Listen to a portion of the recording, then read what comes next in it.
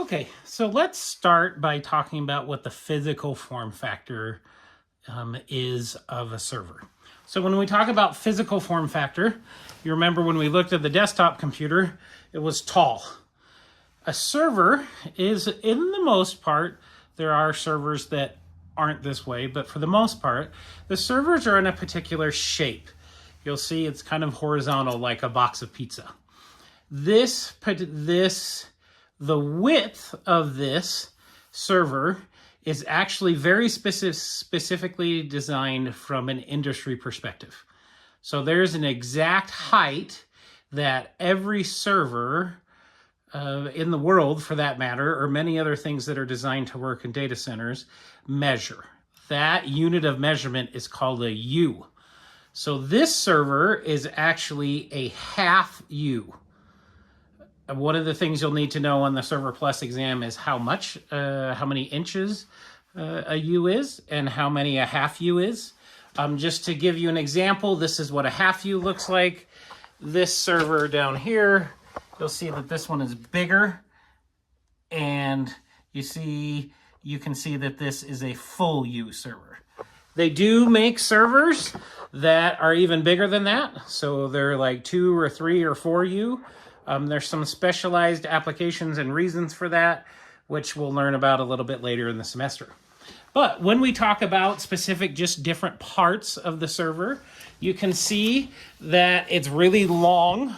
So that U measurement is also measured in depth, height, and width. Now, there's some interesting features when you look on the back of the server. So as we look at the server, you'll find something interesting. You can see here that there's actually a place to plug in 2 power cables. Now, one of the questions that often comes up is why 2 power cables, right? Your regular computer or your laptop only requires 1. One of the things that you'll find on servers is when servers have problems, it impacts everyone, not just a single user. So you build things with a greater amount of redundancy. Redundancy is just a fancy way of saying a backup of things. So one of the things you'll see here is you have 2 different power supplies, which gives you 2 different places to plug it in.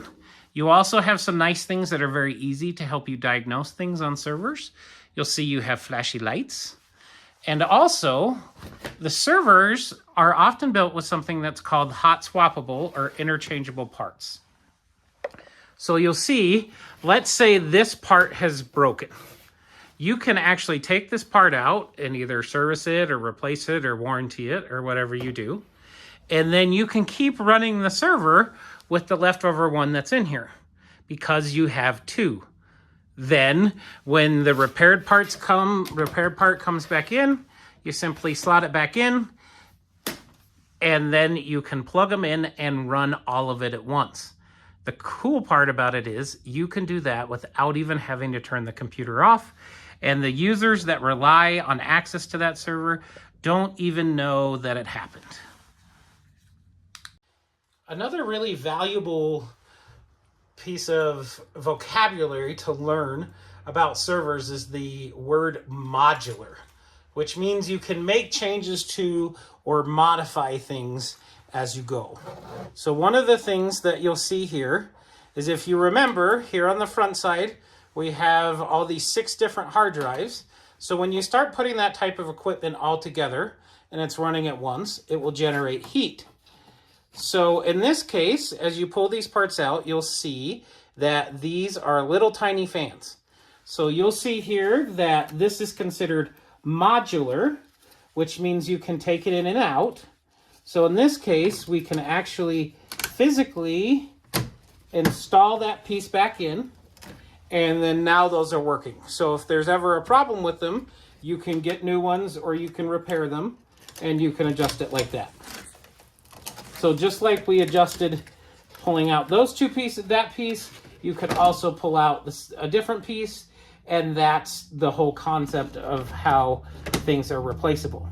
So you'll notice that we started to talk a lot about fans and about heat, and one of the things you'll learn in the Ascend course modules, and as you look at a data center itself, you'll see that there's a lot of conversation about heat and cooling. Computer parts function really well when they have the right temperature. But if they don't have the right temperature, then they have problems. And they have a tendency to run into errors. The next piece I want to look at here is something that's called RAM. So this is random access memory. So in a regular computer, you might see it's usually measured in gigabytes, right? So let's see. This is a 4 gigabyte stick. You probably in your laptop or computer today have you probably have 16 or maybe even 32 gigs of RAM. That's great for you as an individual user. In this case, you'll see RAM sticks work in pairs. So you have 2, 2, 2, and 2. RAM never runs in a single or without a pair. They always run in pairs. In this case, in a server, because the server has to do so much and service so many people, what I have here is actually 512 gigs of RAM. So you have 32 probably at the most in your computer or laptop, but this is 512. That makes it so that the machine can help handle a lot more. Just like you have 6 hard drives, you have a whole bunch more RAM as well. So one of the next pieces that will come up when you start talking about your server is about processors. So every computer, whether it be a little Raspberry Pi or your telephone or your desktop computer, your laptop computer, all have to have a processor, which is where most of the work on the computer happens. However, they usually have one processor. What's unique about a server is servers can actually have multiple processors. So if we remove here, you'll see this metal piece. It's actually see-through. I don't know how well we can show that in the video, but it's see-through. And this is for heat to pass through because the processor is one of the hottest things in the computer. You'll see on the bottom of here, there's some gooey looking stuff. That gooey stuff is what's called thermal paste, which helps transfer the heat off. You'll then see that under there, this is a processor. It looks really small, but that's the most expensive piece that you will find in a server. And as you look at that, we can put this one back in. And remember, we do things by twos in servers, just in case something breaks. And you'll see that there's a second one. With having multiple processors with multiple cores, this allows us to have built-in redundancies in a way that you can't do in a regular computer. And this is one of those things that is often a differentiator between, oh, hang on, gotta hook that in right. There we go. Is a differentiator between a server and even a computer that has a lot of built-in extras. A server has the actual capacity to run more of these things than at once. So in a nutshell, this is kind of how a server works. They're heavy, they're thin, they run pretty hot, but you'll see that there's duplicates of most parts in order to keep things working and cooled off.